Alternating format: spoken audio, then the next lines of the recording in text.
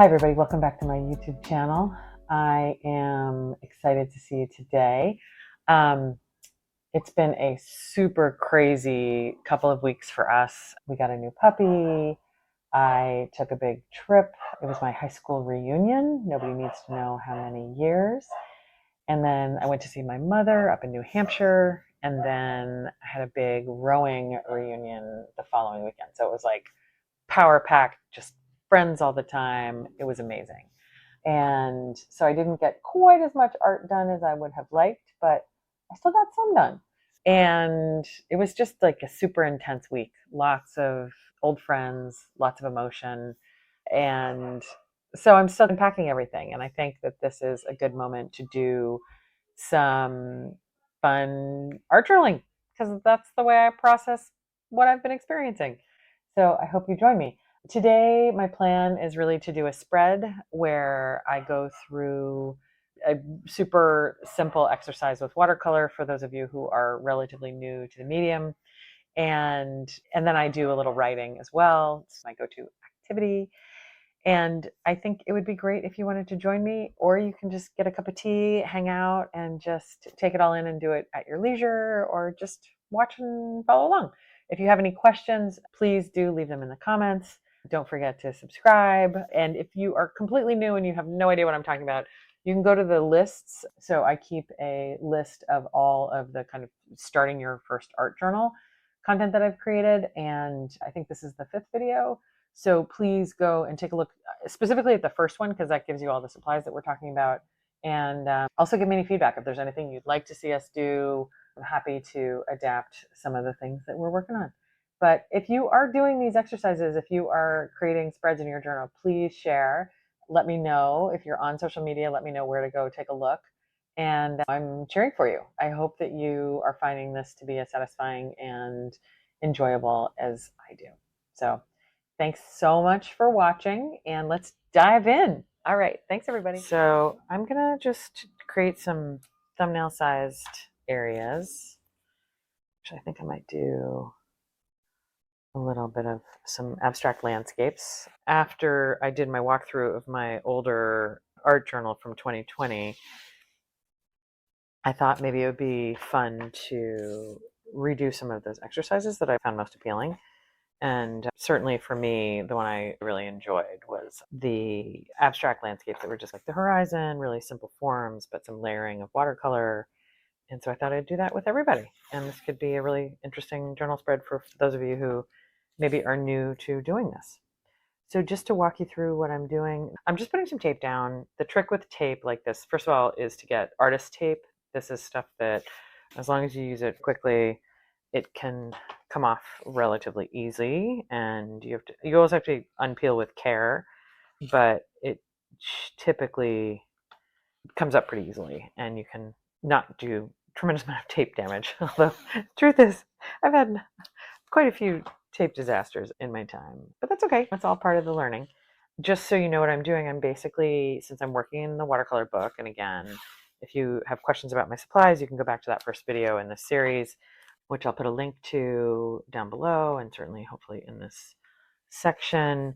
And what I like to do is create these little spaces, and then I go back in with paint and just create these kind of abstract landscapes, and they're really satisfying. So I'm just going to do a couple, and then maybe I might do some time lapse. I'm not sure yet. Kind of see how I feel and how we are doing on dinner and other things. The dog needs a walk. But really, I just thought if you're brand new to this, that it would be useful for me to slow it down and talk a little bit about what I'm doing and how to use watercolor to create some of the effects that we're looking for. So these are borders. My idea is that I'm going to have kind of 2 abstract landscapes on this side, and I'm either going to do more on this side, or I'm going to swatch the colors and do a little writing, which I might end up doing because it's been a whirlwind of a couple weeks. So the technique that I'm using here is one that is basically called wet on wet, where you effectively take some pigment, and actually first you do a layer of water. I think you can see it. I don't know.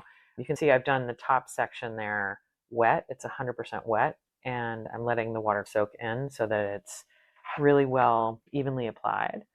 And then I'll go over it with a little bit of pigment, and you'll see that it creates sort of these nice, really even coating. And I want it to be very light because I'm going to go over this quite a few times with more color, and actually with slightly different colors as I go. The idea being that we can basically see that this is going to spread. It's going to go down to the bottom of the water line, is the sort of the hope there. And we just let that sink in for a bit. I'm spreading it evenly. The idea with the tape is that it's covering up the paper, so there should be a really lovely border when we come out of it. So then I'm doing this now. I'm trying not to touch the water line.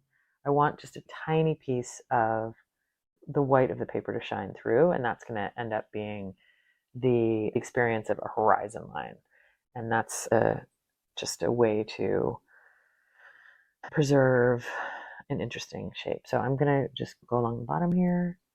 And with these, I think I'm just going to let this go again, seep up towards the water line.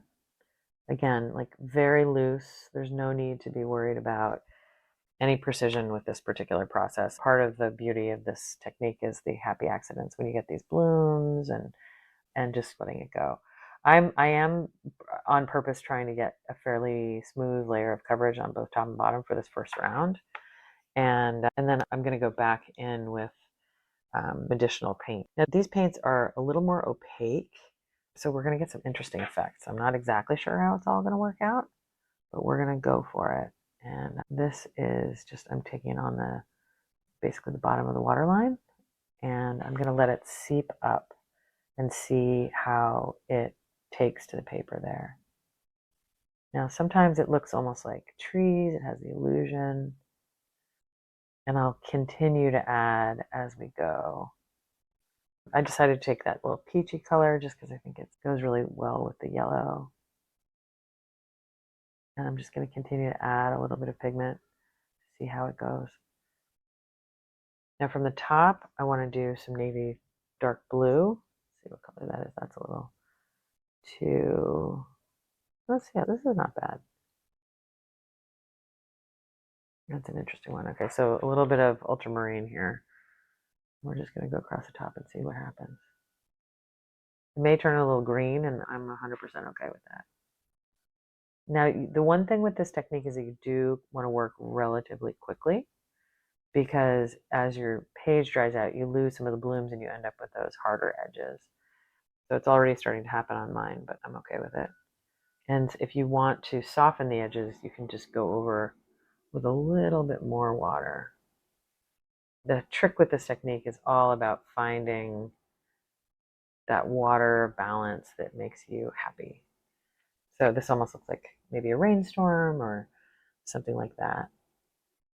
So I'm going to go back to the bottom now, and I'm going to give it a little bit of texture with a diagonal across the bottom, just to give it some more visual interest, something that's pulling us in. And I'm actually going to go back and across the top to give it a look like there's something happening there. Already that looks like a marshy landscape, but I think I'm going to go back in with some more. And just so you know, the colors will fade a little as we go. And there's some buckling. I don't mind. This is just a practice project, and I feel I'm really trying to do this for color, for relaxation. If it's not perfect, it's no big deal. If I were really trying to do this as a finished work, I would get some heavier paper and do it much more slowly and figure it out. All right, so then I'm going back in. Now, I love these blooms. It just gives me so much joy. I feel like it just really creates this like cool effect. Now it's getting a little wet, so I can take it a lot of different ways. I can blot it. I could just let it dry and a little bit more. There's a lot of different things I could do to make it a little different. I love that effect. I think it's really good. Now I'm going to go back with a little bit more of this yellow ochre. Just give it a little bit more visual interest. And I'm okay that these are fading into each other. And I might leave it there for the moment. Well, I want the illusion of distance, so I might have some thinner lines in the back. I have the lines getting bigger towards the front.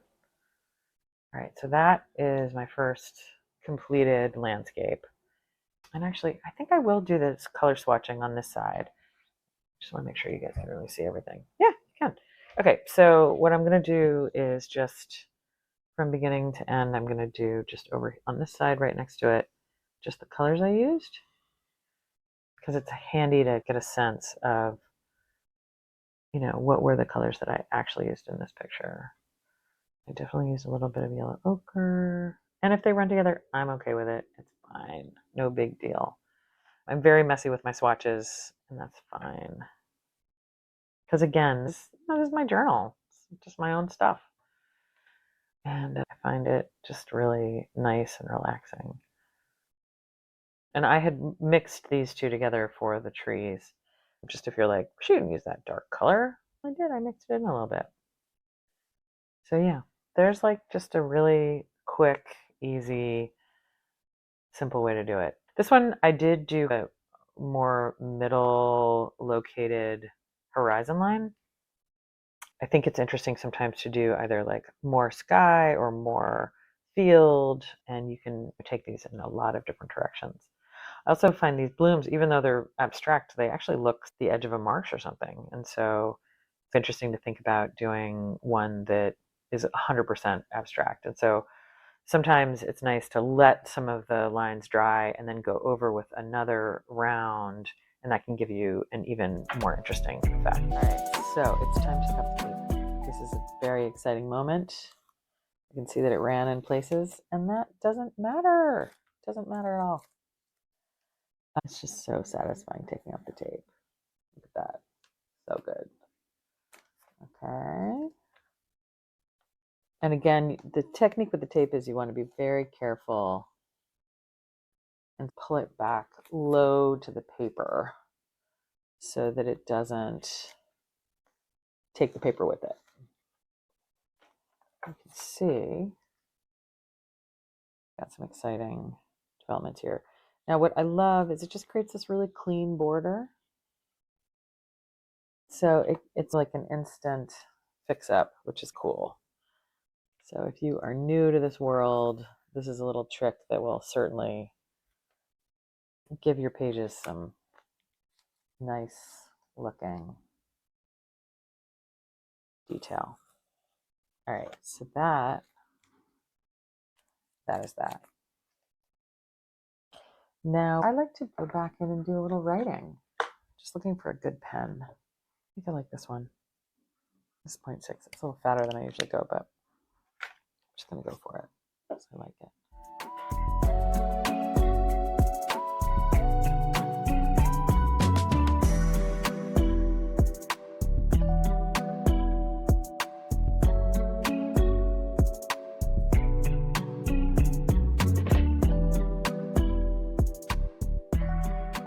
Sometimes I like to add some writing about what this reminds me of around the corners. I'm a very pro writing person. I think it's a personal preference. If you enjoy having some words that remind you of something, it doesn't have to be 100% descriptive. And if you were influenced by somebody, this is where I would note that. If you feel as though the final result reminds you of a particular place or time, or if there's something that you would do differently next time, this is where you would take those notes. Just to give you just an example of something else that also includes this sort of smaller sketch with thumbnailing. This was a spread that I did a while back. You can see this is more abstract in nature, but I basically just measured off a bunch of squares, 3 by 4, in this particular notebook. It's a different notebook. It is using slightly different supplies than what we typically do. But the assignment was really to go through and create a collage, these thumbnail collages, and I ended up using mostly references from newspapers and magazines, and then creating kind of my version of them using some decorated papers that I had created myself.